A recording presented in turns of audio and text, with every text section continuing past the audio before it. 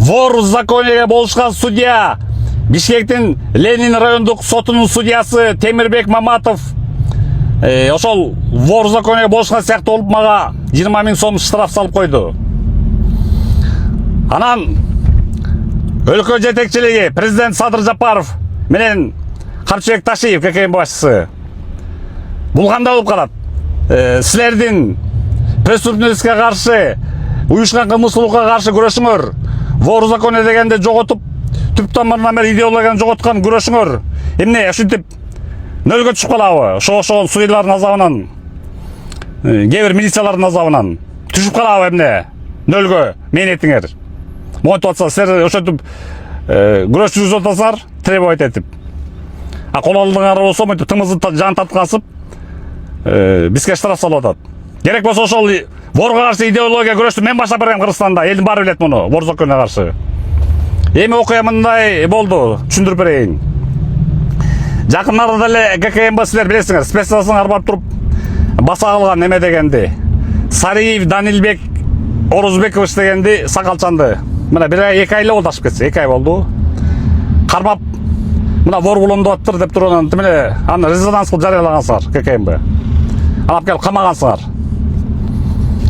Анан дал ушул Сариев Данилбек деген Жалал Абадтагы 2 бизнесмени тоноптур $250,000.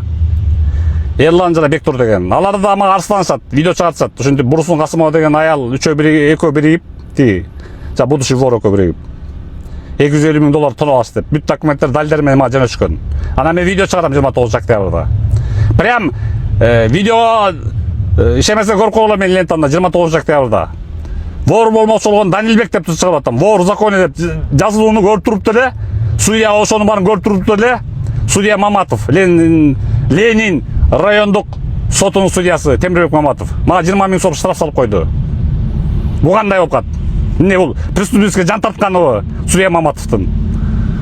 Ошол жана ошол судьяга өткөзүп жеткизип барган Ленин робудысы чогуу. Не преступниктерге жан тартып атасыңарбы? Жагандай? Же эптеп элестерге эмне план толтурушпу? Урматтуу өкмөт тиги өлкө жетекчилиги, өкмөт башчылары там Садыр Жапаров жана Ташиев Камчыбек Кыдыршаевич. Чара көргүлө тезирээк могуларга. Нөлгө чыгып атат эмгеңерди, мээнетиңерди. Ошол судьялар. Мен албетте 20 000 сомдон керейип калбайм, бирок мен принцип үчүн до конца барам мен. Во-первых, булар незаконно мени соттошту. И вообще мен Ленинский райсотко вообще никаким боком не отношусь. Керек болсо мен Бишкектен не отношусь, мен пропискам жок буякта, мен деген Жумгалда пропискам тетиги. Милицияга беребиз, сотко беребиз, берсин ошол по закону ошондой прописка боюнча бериш керек. А эмне булар Ленинский райсоттон мутилгап туруп, мына дегенде эле незаконный башташты. Булар законго өздөрү жазып алышкан депутаттар, шайлап алган депутат сөйлөгөн, жазып беришкен закондорду. И булар аткарбайт.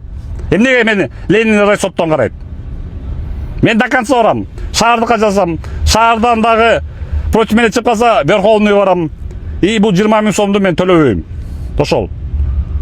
Мен неге тиги преступниктер үчүн алар жеп алган явный тиги сотко келип далилеп берип атат ошо бизнесмендин бирөөсү. Келип катышты Бектур деген.